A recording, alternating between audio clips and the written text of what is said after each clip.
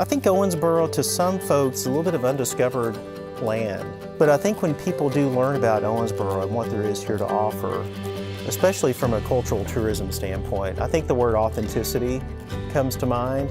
When you think about bluegrass, when you think about bourbon, when you think about barbecue, these are some things that are really baked into our culture. And I feel like this is a time where we're just really living that out really well.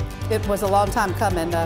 A long time as far as Owensboro and bluegrass music deserves an Americana music tribute like this, and a place to show off our history, our roots, and all the great things that Kentucky, Owensboro, and bluegrass music contributed to the world. Bluegrass music deserves this. The greats of bluegrass, I can look on the wall and see their photos, and for me, you know, it just harkens back to a wonderful time as I was growing up and loving their music, and I still love the masters of bluegrass music. What we wanted to do is create an experience that is unique.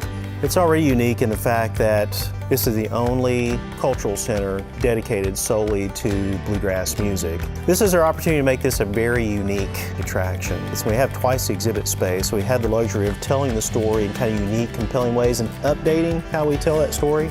But then one of the things that I think is really a big change from our former location is that the building is designed so that folks can experience the music behind the exhibits.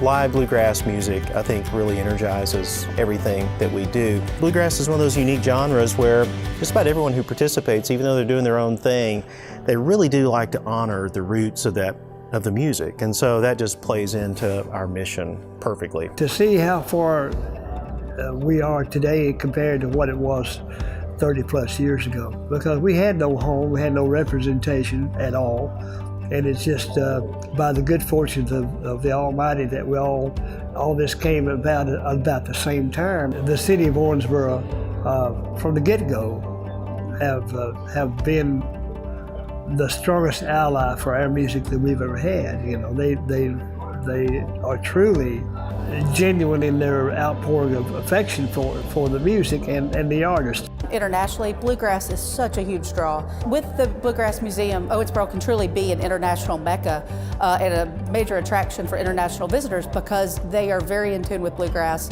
Bluegrass is something they grew up with, something that is true Americana, and they want to experience it. And I believe international visitors a lot of times know more about bluegrass and appreciate it more than we do ourselves.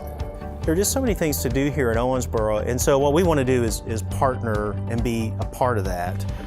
I think we can be a differentiator in some ways because this is the only Bluegrass Music Hall of Fame and museum. It's here in Owensboro. I mean, we are to this genre what the Country Music Hall of Fame is to country music in Nashville, but I think it all dovetails really well together, and so we're thrilled to be working with the downtown hotels to bundle ticket packages. We've only had a handful of concerts since we've only been open a short time, and people have told me, hey, we were coming down from Louisville or coming up from Nashville and we saw we could bundle a hotel, so we're staying right downtown.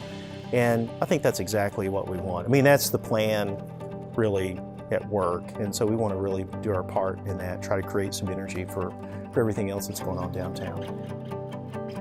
Congratulations, Owensboro. You've done a wonderful job and you've given bluegrass music a home for a museum. Well deserved.